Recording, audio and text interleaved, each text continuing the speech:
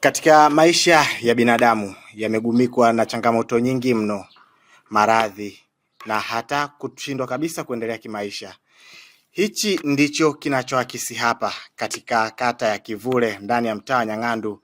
Tunakutana na Samueli ambaye yeye kihasilia ni kijana mwenye umri wa miaka 20.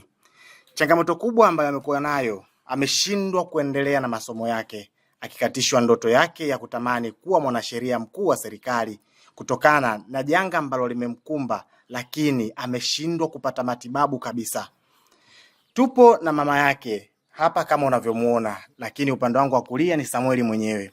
Ametueleza kwa kina na tamanio lake ni kipi ambacho anakitamani ili kusudi kuweza kuendelea na maisha yake ya kimasomo. Majina naitwa Samueli Marwa na kama eneo Kivule Nyang'andu. Ndoto zangu zilikuwa ni kuwa mwanasheria.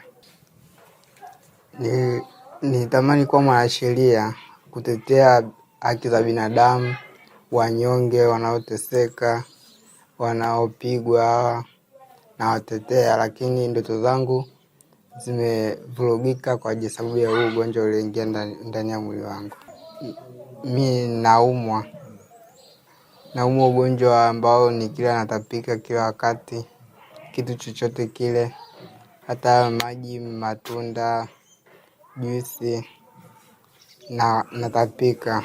Sijui shida ni nini. Ilinianza nikiwa shuleni, nilikuwa nakula chakula mara kinatoka chote na nasikia huku kuna washa, mbavu zinabana, tumbo unauma, mgongo pia. Historia kidogo kulingana na maisha halisi ambayo anayapitia Samueli.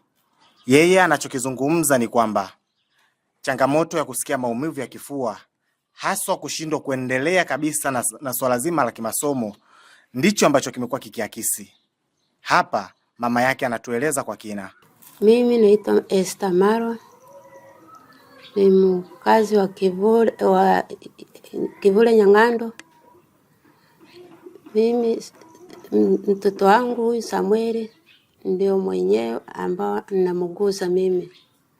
Hapo ambao ninamuguza mpaka ikafikia changamoto, nikapata na mimi changamoto ambao nilifunjika mkono. Mpaka sasa hivi hapo nilipo sina uwezo wowote, tumekaa na yeye hapa nyumbani. Hata tuna uwezo wote wa kusema hivi twende wapi. Samueli ana miaka 20.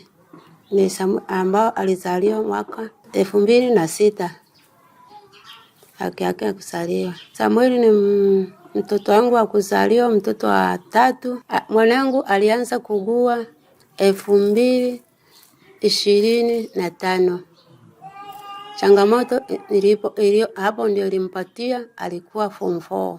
Ikafikia hatua ya kugua hiyo, kusoma tena kaacha. Akakaa.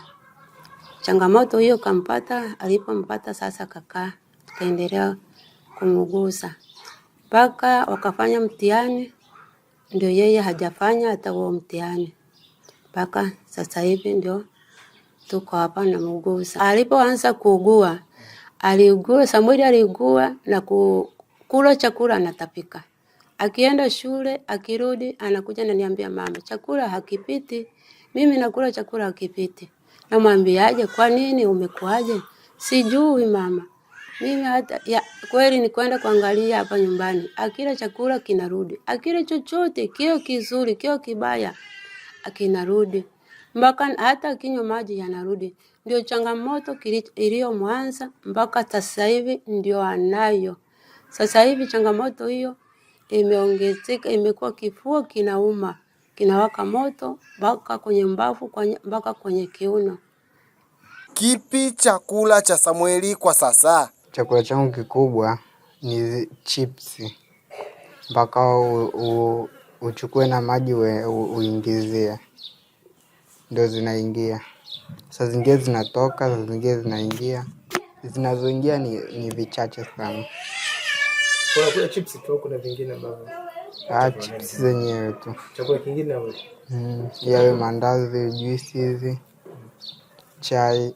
Hamna. Amezunguka katika hospitali kadhaa ndani ya jiji la Dar es Salaam, lakini kitendawili hiki kizito cha kumfanya Samueli kurudi kwenye hali yake ya kawaida bado kiza kimetanda. Nimeshatembea pote, hospitali pote, lakini kufanikiwa hamna. Mpaka imefika hatua ambao sina chochote cha kumsaidia tena. Wamepima kila kitu, haja kubwa, makozi, wamepima huku, wamepiga kila kitu, x-ray, ugonjwa hujapatikana mpaka sasa hivi. Walishauri tuondoke kwenye hospitali kubwa tukapate vipimo vikubwa. Ombi la mama pamoja na mwanaye ni kuweza kupata matibabu walau kuweza kurudi kutimiza ndoto yake ya yeye kuwa mwanasheria mkubwa, huku akiwa na tamanio la kuweza kuwasaidia wengine wasiokuwa na uwezo kupitia ndoto yake ya yeye kuwa mwanasheria. Ombi langu ni kupata msaada tu la kuangaikia Samueli, kwa sababu ilifikia hatua hata hela ikakosa. Nikupata hiyo hela wanisaidie Tanzania, inisaidie wote. Mimi naomba msaada kwa Tanzania wote, kwa ukubwa wote ambao wako wananisikia. Jamani, mnisaidie, nimsaidie mwanangu, nimpeleke hospitali. Huyu mwanangu atakuja kutusaidia mbeleni. Changamoto ambayo imempata kwa kweli, kina waraisi wote ambao mnanisikia changamoto hii, jamani mnisaidie. Mimi naomba msaada, sina nguvu, nimeshafunjika mkono kwa ajili ya Samueli na Muguza.